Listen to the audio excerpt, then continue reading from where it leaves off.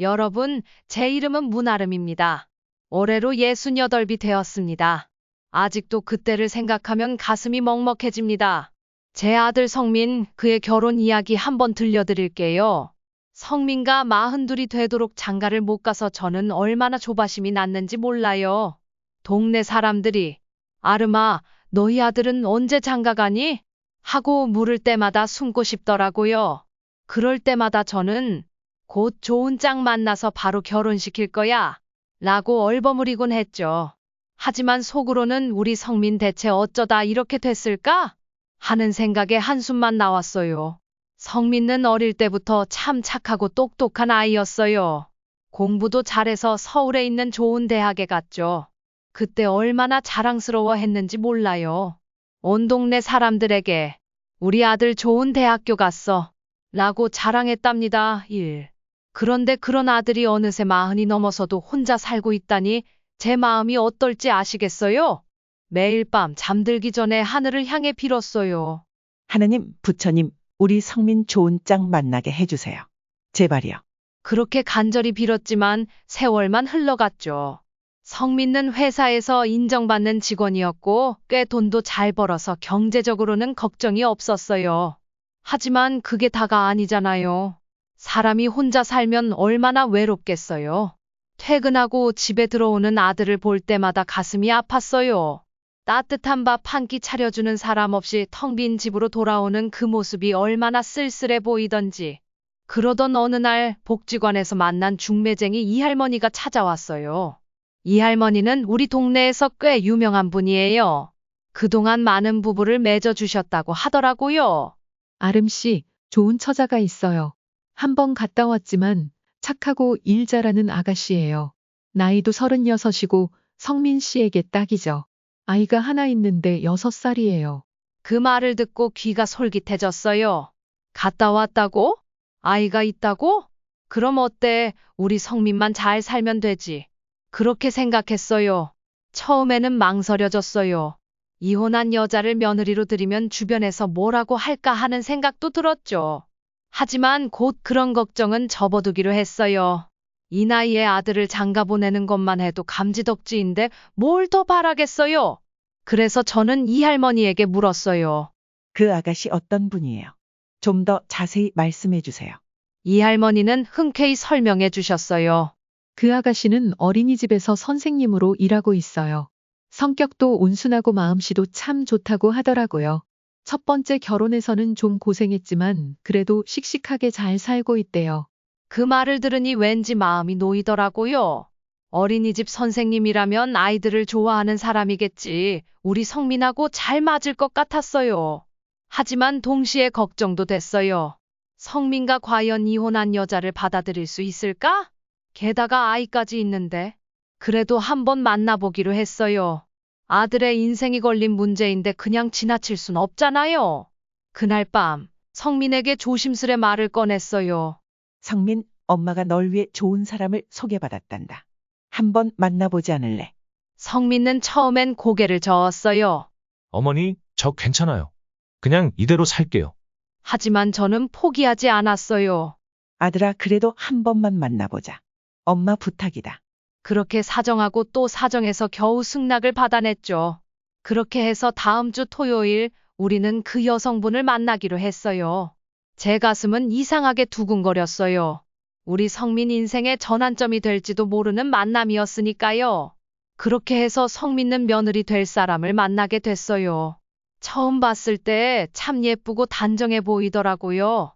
말씨도 공손하고 싹싹해서 마음에 쏙 들었어요. 약속 장소인 카페에 도착했을 때 며느리는 이미 와서 기다리고 있었어요. 연보라색 원피스를 입고 있었는데 그 모습이 얼마나 단아하고 고상해 보이던지. 옆에는 앙증맞은 여자아이가 앉아 있었어요. 며느리의 딸 수아이였죠. 안녕하세요, 어머님. 저는 김수아입니다. 며느리가 일어나 공손하게 인사를 했어요. 목소리도 차분하고 부드러웠죠. 첫인상이 참 좋았어요. 아이고, 반가워요. 멀리서 오느라 고생 많았겠어요. 제가 그렇게 말하자 며느리는 미소를 지으며 대답했어요. 아니에요. 어머님을 뵙게 되어 제가 더 영광입니다. 그 말을 듣는데 왠지 마음이 편안해지더라고요. 이 사람은 참 좋은 며느리가 될 것 같구나라는 생각이 들었죠. 성민은 조금 긴장한 듯 보였어요. 처음에는 말도 잘 못 걸고 어색해 하더라고요.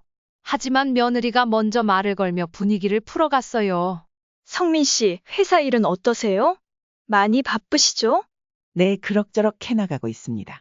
성민과 조금은 어색하게 대답했어요. 하지만 며느리는 그런 성민의 모습을 자연스럽게 받아들이더군요. 어머님, 제가 비록 한 번 실수는 했지만 열심히 살고 있어요. 저는 성민 씨가 좋아질 것 같아요. 그 말을 듣는데 눈물이 나더라고요. 이 사람이라면 우리 성민도 잘 살 수 있겠구나. 그렇게 생각했죠.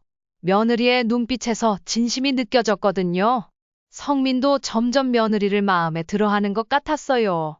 처음에 어색했던 분위기가 사라지고 조금씩 대화에 열중하는 모습이 보였거든요. 어린이집에서 일하신다고 들었어요. 아이들을 좋아하시나 봐요. 성민과 관심을 보이며 물었어요. 네, 아이들과 함께 있으면 정말 행복해요. 그들의 순수한 웃음을 볼 때마다 세상 모든 고민이 사라지는 것 같아요.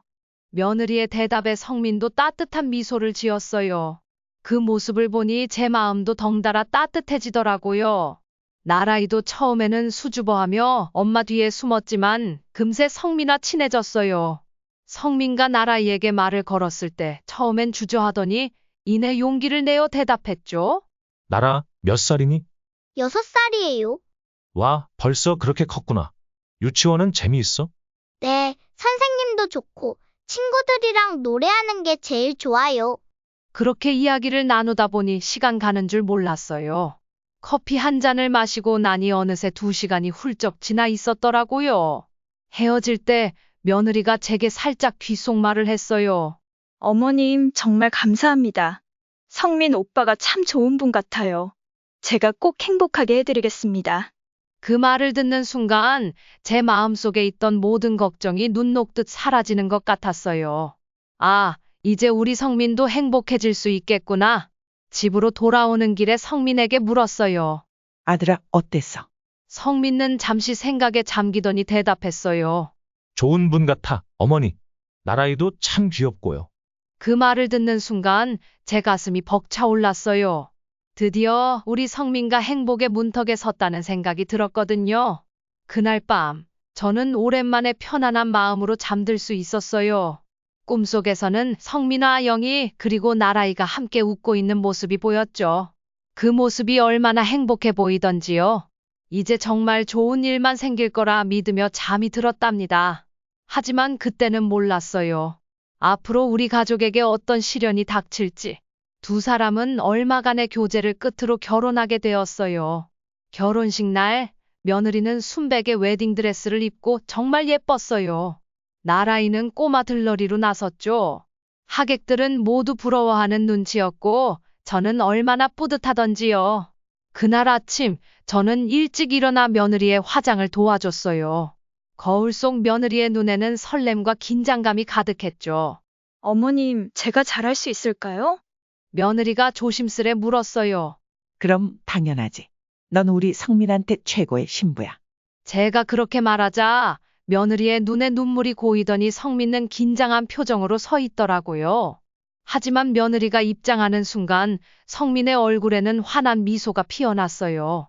그 모습을 보니 저도 모르게 눈물이 나더라고요. 나라이는 앙증맞은 드레스를 입고 꽃바구니를 들고 앞서 걸어갔어요. 하객들은 모두 귀엽다며 탄성을 질렀죠. 식이 끝나고 피로 연장해서 하객들과 인사를 나눌 때 주변에서 많은 축하 인사를 받았어요. 아름 씨, 축하해요. 며느리가 참 예쁘네요.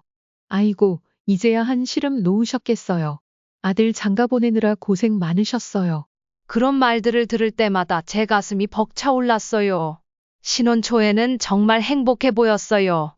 성민은 회사에 다니고 며느리는 집안일을 도맡아 하면서 살림을 깔끔하게 해냈죠. 나라이도 새아빠에게 잘 적응하는 것 같았어요. 아침마다 성민을 회사에 보내고 나라이를 유치원에 데려다주는 며느리의 모습이 참 보기 좋았어요. 저녁이면 근처에 사는 저도 불러 다 함께 식탁에 둘러앉아 오늘 있었던 일을 이야기하며 웃음꽃을 피웠죠. 어머님, 오늘은 제가 어머님 좋아하시는 북어국을 끓였어요. 많이 드세요. 며느리가 그렇게 말하며 국을 떠주는 모습에 저는 마음이 따뜻해졌어요. 하지만 시간이 지날수록 문제가 생기기 시작했어요. 며느리가 나라이만 너무 챙기는 것 같았거든요. 수아야, 성민 와이셔츠는 다렸니? 아, 죄송해요, 어머님. 나라 유치원 숙제 도와주다가 깜빡했어요. 이런 일이 한두 번이 아니었어요. 며느리의 관심은 온통 나라이에게 쏠려 있는 것 같았죠. 성민은 점점 불만을 토로하기 시작했어요. 어머니, 수아가 저보다 나라이만 챙기는 것 같아요. 제 옷은 항상 구겨져 있고 제가 좋아하는 반찬은 한 번도 해주지 않더라고요. 그 말을 들을 때마다 제 마음도 무거워졌어요. 어떻게 해야 할까? 이제 막 시작한 새 가정인데 어느 날 저는 며느리에게 조심스럽게 말을 꺼냈어요. 수아야, 나라이도 중요하지만 성민에게도 좀 더 신경 써주면 어떨까? 남편이 첫째라는 거 알지? 그 말에 며느리의 표정이 굳어지더니 말했어요. 제가 성민 오빠를 소홀히 한다고 생각하세요? 저는 최선을 다하고 있어요. 나라이도 챙기고 오빠도 챙기려고 노력하는데요. 그리고 이름 부르시는 거 조금 불편해요. 아, 그래. 미안하다. 앞으로는 이름 부르지 않을게. 며느리의 목소리에서 서운함이 묻어났어요. 저는 그 순간, 아차, 내가 너무 성급했구나라는 생각이 들었죠. 그날 이후로 며느리와 저희 관계에도 미묘한 금이 가기 시작했어요. 예전처럼 스스럼 없이 대화를 나누기가 어려워졌죠. 아, 어떻게 해야 하나, 이제 막 시작한 우리 가족인데 그런 고민으로 밤잠을 설치는 날이 많아졌답니다. 시간이 흐르면서 조금씩 갈등의 그림자가 드리우기 시작했어요. 처음에는 사소한 일들이었어요. 어느 날 제가 며느리에게 물었죠. 나라의 간식은 왜 따로 사왔어? 우리 집에 있는 거 먹으면 되잖아. 그러자 며느리는 항상 같은 대답을 했어요. 어머님, 나라이가 입맛이 까다로워서요. 제가 알아서 할게요. 이런 대화가 자주 오갔어요. 저는 며느리가 우리 집 음식을 무시하는 것 같아 속상했어요. 내가 해주는 음식이 맛이 없나? 아니면 깨끗하지 않다고 생각하나? 그런 생각이 들 때마다 마음이 아팠어요. 또 며느리는 나라이 옷을 사러 갈 때도 저를 데려가지 않았어요. 어머님, 제가 나라의 취향을 잘 알아요. 혼자 다녀올게요.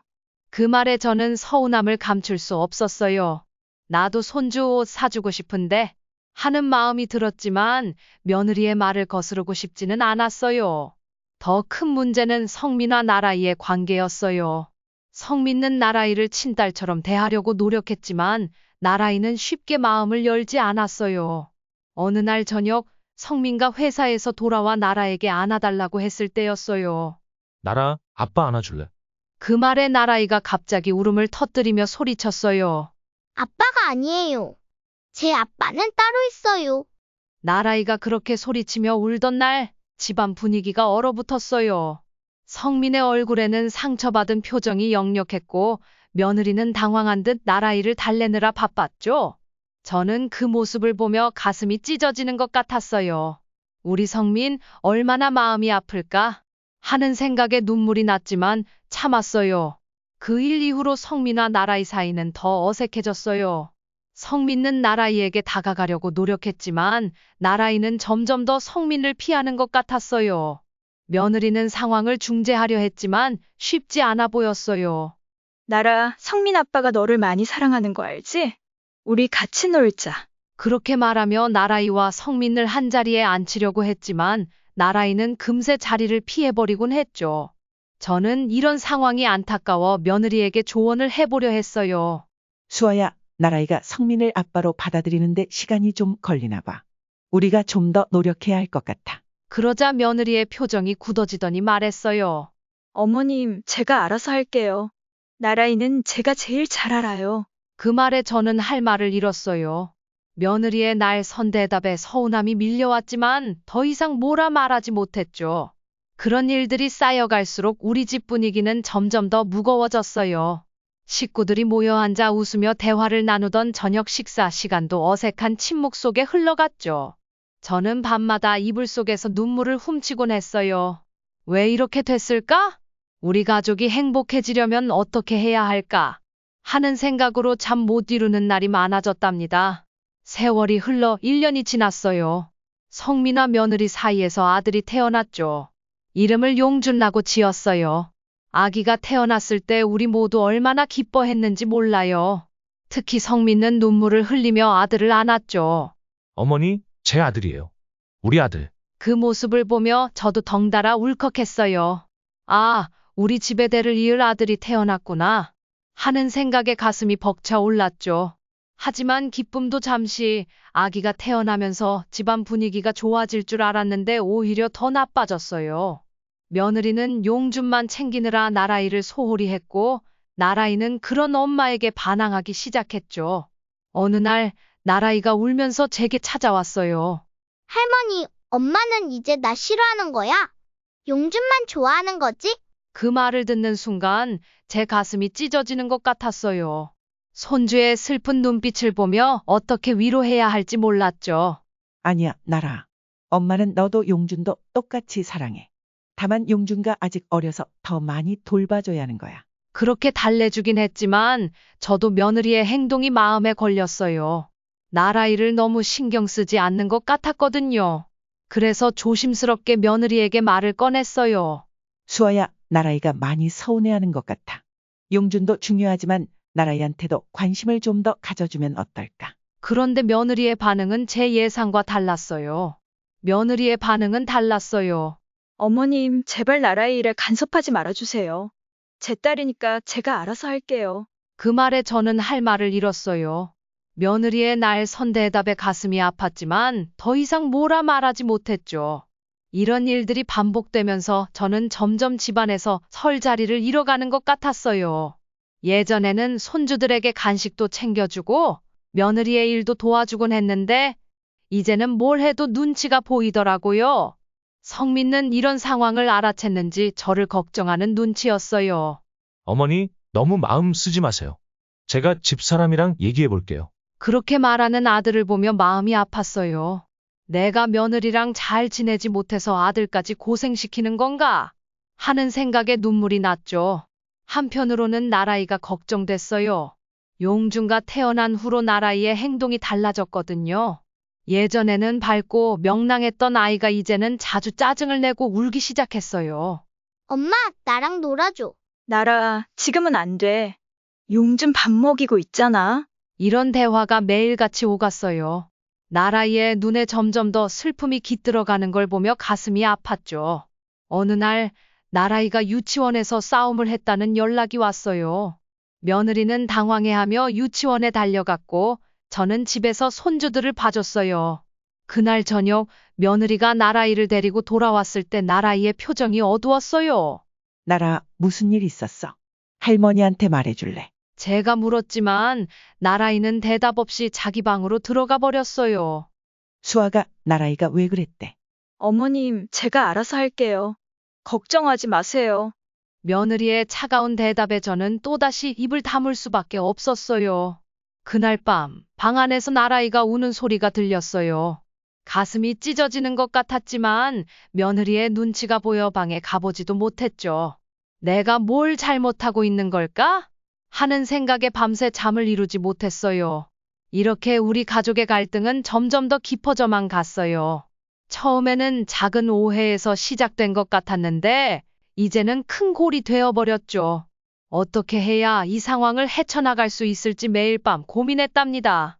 용준가 태어난 지 2년이 지났어요. 그 사이 우리 가족은 겉으로는 평화로워 보였지만 속으로는 여러 갈등이 쌓여가고 있었죠. 특히 며느리의 행동이 점점 더 이상해지기 시작했어요. 어느 날부터인가 며느리가 아이들을 데리고 며칠씩 집을 비우는 일이 잦아졌어요. 처음에는 그저 친정에 다녀오는 거겠지 하고 넘겼는데 점점 그 횟수가 늘어나더라고요. 수아가 애들 데리고 어디 갔다 왔니? 제가 물으면 며느리는 항상 같은 대답을 했어요. 친정에 다녀왔어요. 어머님, 엄마가 아프셔서요. 그 말을 들을 때마다 가슴이 덜컥 내려앉았어요. 뭔가 숨기는 것 같아 보였거든요. 며느리의 눈빛이 예전 같지 않았어요. 뭔가 불안해 보이고 초조해 보였죠. 성민도 이런 상황을 눈치챘는지 점점 짜증을 내기 시작했어요. 퇴근 시간이 지나도 집에 오지 않고 술을 마시고 늦게 들어오는 날이 많아졌어요. 술에 취해 들어와서는 며느리에게 소리를 지르고 심지어 물건을 집어 던지기도 했죠. 넌 대체 어디서 뭘 하다 온 거야? 거짓말하지 마. 성민과 소리치면 며느리는 그저 울기만 했어요. 나라이와 용준는 부모의 싸움 소리에 놀라 울음을 터뜨리곤 했죠. 그럴 때마다 저는 말리느라 진땀을 뺐어요. 아들아, 제발 진정해. 애들 깰라. 하지만 성민은 듣는 둥 마는 둥 그저 술에 취해 울부짖을 뿐이었죠. 그런 아들의 모습을 보며 저는 가슴이 찢어지는 것 같았어요. 내가 며느리를 잘못 본 걸까? 우리 가족이 왜 이렇게 됐지? 이런 상황이 계속되면서 집안 분위기는 점점 더 험악해졌어요. 식사를 함께 하는 일도 거의 없어졌고 대화도 줄어들었죠. 웃음소리가 사라진 집안은 마치 얼음장 같았어요. 나라이는 이런 상황에서 가장 힘들어하는 것 같았어요. 밝고 명랑했던 아이가 점점 말이 없어지고 우울해 보였죠. 용준은 아직 어려서 상황을 잘 모르는 것 같았지만 가끔 울음을 터뜨릴 때면 누구도 달래주지 않았어요. 저는 이 상황을 어떻게든 해결해 보려고 노력했어요. 며느리와 대화를 시도해봤지만 며느리는 점점 더 저를 피하는 것 같았어요. 성민에게 술을 그만 마시라고 타일렀지만 소용이 없었죠. 어머니, 제발 저희 일에 상관하지 말아주세요. 며느리의 차가운 말에 저는 점점 더 작아지는 기분이었어요. 그렇게 6달이 흘렀어요. 봄이 지나고 여름이 오던 어느 날이었죠. 며느리가 아이들을 데리고 또 집을 비웠어요. 처음에는 평소와 다를 바 없다고 생각했는데, 그렇게 생각했는데 하루가 지나고 이틀이 지나도 며느리와 아이들은 돌아오지 않았어요. 수아가 언제 온대? 애들은 괜찮대. 하고 전화를 걸어 물어봤지만 며느리의 휴대폰은 꺼져 있었어요. 불안한 마음에 잠을 이루지 못하고 밤을 지새웠죠. 사흘, 나흘, 일주일이 지나도 며느리와 아이들은 돌아오지 않았어요. 성민은 경찰서에 실종 신고를 했고 온 동네를 뒤지고 다녔죠. 하지만 며느리의 행방은 묘연했어요. 어디 간 거야? 설마. 성민의 눈에는 불안과 분노 그리고 두려움이 가득했어요. 저는 그저 아들을 안아줄 수밖에 없었죠. 걱정 마, 아들아. 분명 이유가 있을 거야. 곧 돌아올 거야. 하지만 제 말과는 달리 제 마음속 깊은 곳에서는 불길한 예감이 자라나고 있었어요. 그리고 2주 후 충격적인 소식을 들었어요. 성민과 술에 취해 집에 들어왔을 때였죠. 어머니, 수아가 전 남편이랑 도망갔어요. 나라이랑 용준도 데리고. 그 말을 듣는 순간 제 다리에 힘이 풀리더라고요. 바닥에 주저앉아 하늘만 쳐다봤어요. 내가 무슨 짓을 한 거야? 충격과 배신감 그리고 후회가 한꺼번에 밀려왔어요. 왜 진작 알아채지 못했을까? 왜 더 신경 쓰지 못했을까? 하는 생각에 가슴이 미어졌죠. 성민은 그날 밤 술을 마시며 울부짖었어요. 왜 나한테 이러는 거야? 내가 뭘 잘못했다고. 아들의 오열 소리를 들으며 저도 함께 울었어요. 우리가 꿈꾸던 행복한 가정은 이렇게 산산조각 났어요. 다음 날부터 성민은 회사에도 나가지 않고 집에만 틀어박혀 있었어요. 술을 마시고 잠들고 깨면 또 술을 마시는 생활이 반복됐죠. 아들아, 제발 정신 차려. 이러다 너 몸만 상해. 제 말에 성민은 고개를 들어 저를 쳐다봤어요. 그의 눈에는 원망의 빛이 가득했죠. 어머니가 그 여자 데려오지만 않았어도. 그 말에 저는 할 말을 잃었어요. 맞아요. 제가 며느리를 데려왔죠. 제가 성민의 결혼을 서둘렀어요. 모든 게 제 잘못인 것만 같았어요. 그 후로 며칠 동안 저는 거의 밥도 못 먹고 잠도 제대로 자지 못했어요. 머릿속에서는 계속 며느리와 아이들의 모습이 맴돌았죠. 나라이의 해맑은 웃음, 용준의 옹알이, 그리고 며느리의 미소. 모든 게 꿈만 같았어요. 대체 어디서 무엇이 잘못된 걸까? 그 질문에 대한 답을 찾으려 밤새 뒤척이곤 했어요. 하지만 답은 나오지 않았죠. 그저 후회와 자책만이 제 마음을 채웠을 뿐이에요. 하루하루가 지옥 같았어요. 아침에 눈을 뜨면 현실을 직면해야 한다는 생각에 숨이 막혔고 밤이 되면 악몽에 시달렸죠. 며느리와 아이들이 어디서 어떻게 지내고 있을까? 밥은 제대로 먹고 있을까? 그런 생각들이 머릿속을 떠나지 않았어요. 동네 사람들의 수군거림도 괴로웠어요. 아들 장가 보내더니 며느리가 도망갔다며. 애들까지 데리고 갔다면서. 그런 말들이 들릴 때마다 숨고 싶었어요. 그래도 저는 꾹꾹 참았어요. 아들을 위해서라도 강해져야 한다고 생각했거든요. 매일 아침 일찍 일어나 집안 청소를 하고 성민가 좋아하는 음식을 만들어 놓았죠. 비록 성민은 거의 먹지 않았지만 그래도 포기하지 않았어요. 아들아, 오늘은 내가 좋아하는 된장찌개 끓였어. 조금만 먹어볼래? 그렇게 말하면 성민은 가끔 몇 숟가락 뜨곤 했어요. 그럴 때마다 제 가슴에는 작은 희망이 피어났죠. 시간이 흘러 2년이 지났어요. 그동안 많은 일이 있었죠. 처음 1년은 정말 힘들었어요. 성민은 계속해서 술을 마셨고 저는 그런 아들을 돌보느라 정신이 없었죠. 하지만 조금씩 변화가 생기기 시작했어요. 어느 날 성민가 스스로 술병을 치우더니 조금씩 운동을 시작했어요. 처음에는 집 주변을 산책하는 정도였지만 점점 더 활기를 찾아가는 것 같았어요. 성민은 조금씩 제 모습을 찾아가기 시작했어요. 술을 끊고 건강한 생활을 하려고 노력했죠. 저는 그런 아들의 모습을 보며 조금씩 희망을 품기 시작했어요. 어느 날 성민가 저에게 말했어요. 어머니, 저 다시 일을 시작하려고 해요. 그리고 나라이랑 용준을 찾고 싶어요. 그 말을 듣는 순간 눈물이 왈칵 쏟아졌어요. 얼마나 기다려온 순간인지 모릅니다. 제 아들이 다시 일어서려고 하는 모습을 보니 가슴이 벅차올랐어요. 그래, 아들아. 잘 생각했어. 엄마가 힘껏 도와줄게. 저는 떨리는 목소리로 대답했어요. 그 순간 성민의 눈에서도 오랜만에 생기가 돌아오는 것을 느낄 수 있었죠. 성민은 작은 회사에서 다시 일을 시작했어요. 처음에는 단순한 사무보조 일이었지만 열심히 일하는 모습이 대견했어요. 퇴근 후에는 자격증 공부를 하기 시작했고 주말에는 운동을 하러 가기도 했죠. 그리고 개인 탐정을 고용해 아이들의 행방을 찾기 시작했어요. 비용이 만만치 않았지만 성민은 포기하지 않았어요. 어머니, 제가 벌어서 꼭 아이들을 찾을게요. 기다려주세요. 그 말을 들을 때마다 저는 눈물을 흘렸어요. 아들이 이렇게 강해질 줄은 몰랐거든요. 우리는 조금씩 희망을 키워갔어요. 비록 아직 아이들의 소식은 없었지만 그래도 포기하지 않았어요. 언젠가 꼭 다시 만날 수 있을 거라고 믿었거든요. 성민은 점점 더 밝아졌어요. 가끔은 웃는 모습도 볼 수 있었죠. 그럴 때마다 제 마음도 따뜻해졌어요. 어머니, 걱정 마세요. 우리 꼭 다시 행복해질 거예요. 성민의 그 말에 저는 고개를 끄덕였어요. 그로부터 6달 후 드디어 며느리의 소재를 파악했어요. 며느리는 전 남편과 함께 부산에 살고 있었더라고요. 성민은 그 소식을 듣자마자 즉시 부산으로 내려갔어요. 며칠 후 성민가 돌아왔을 때 그의 표정은 어둡고 지쳐 보였어요. 며느리를 만나고 왔지만 이야기가 잘 되지 않았나 봐요.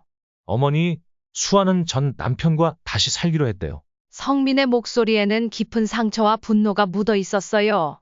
그래서 저는 결혼 무효 소송과 양육권 소송을 하기로 했어요. 용준은 제 아들이에요. 꼭 데려올 거예요. 저는 말문이 막혔어요. 이제 와서 법적 싸움까지 해야 한다니. 하지만 성민의 단호한 눈빛을 보니 이번만큼은 제가 나서서 막을 수 없을 것 같았어요. 알았다, 아들아. 엄마가 곁에서 힘이 되어줄게. 그렇게 우리 가족은 또 다른 시련을 맞이하게 되었어요. 성민은 지금 소송을 진행 중이에요. 몸과 마음이 모두 지쳐 있어요. 법정에서 며느리와 마주칠 때마다 아들의 눈빛이 얼마나 슬픈지 모릅니다. 한때 사랑했던 사람과 이렇게 싸워야 한다는 게 얼마나 고통스러울까요? 이 모든 일을 겪으며 저는 깊은 후회에 빠졌어요. 밤마다 잠을 이루지 못하고 그때의 기억을 되짚어 봅니다. 왜 그때 좀 더 신중하게 살펴보지 않았을까? 왜 며느리의 마음을 더 이해하려고 노력하지 않았을까? 처음 며느리를 만났을 때 그저 아들을 결혼시키고 싶은 마음에 눈이 멀어 모든 걸 좋게만 보려 했던 제 자신이 원망스러웠어요. 좋은 점만 보려고 애쓰다 보니 정작 중요한 것들을 놓쳤던 거죠. 며느리의 불안한 눈빛, 나라이의 어색한 미소. 그 모든 걸 눈치채지 못한 제 어리석음이 이 모든 비극의 시작이었다는 생각에 가슴이 아팠어요. 조금만 더 주의 깊게 살펴봤다면, 조금만 더 대화를 나눠봤다면 달라졌을까요? 결혼 전 며느리의 과거에 대해 더 알아봤어야 했는지도 모르겠어요. 전 남편과의 관계는 어땠는지, 왜 헤어졌는지, 나라이는 어떤 아이인지, 이런 것들을 제대로 알아보지 않고 성급하게 결정을 내린 것 같아 후회가 됩니다. 여러분, 제가 아들을 결혼시키지 말았어야 했을까요? 괜히 제가 오지랖을 부려서 아들 인생을 망가뜨린 건 아닌가 하는 생각이 들어요. 물론 결혼을 결정한 건 성민 자신이지만 제가 그렇게 등을 떠밀지 않았더라면 좀 더 신중하게 생각할 수 있지 않았을까요? 어떤 날은 이런 생각이 들기도 해요. 차라리 성민과 혼자 살았더라면 이런 아픔은 겪지 않았을 텐데. 하지만 또 한편으로는 그래도 용준라는 소중한 생명이 태어났으니 완전히 후회할 수만은 없다는 생각도 듭니다. 이제 와서 후회한다고 해서 달라질 건 없겠지만 그래도 이 경험을 교훈 삼아 앞으로는 더 현명하게 살아가고 싶어요. 제 손주들이 언젠가 결혼할 나이가 되면 이번 일을 꼭 기억하며 그들에게 조언해주고 싶습니다. 어떻게 생각하세요? 제가 너무 자책하고 있는 걸까요? 아니면 정말 제 잘못이 큰 걸까요? 여러분의 의견이 궁금합니다. 비슷한 경험이 있으신 분들은 어떻게 극복하셨나요? 댓글로 남겨주시면 참고하도록 할게요. 여러분의 조언이 이 어려운 시기를 견디는데 큰 힘이 될 것 같아요.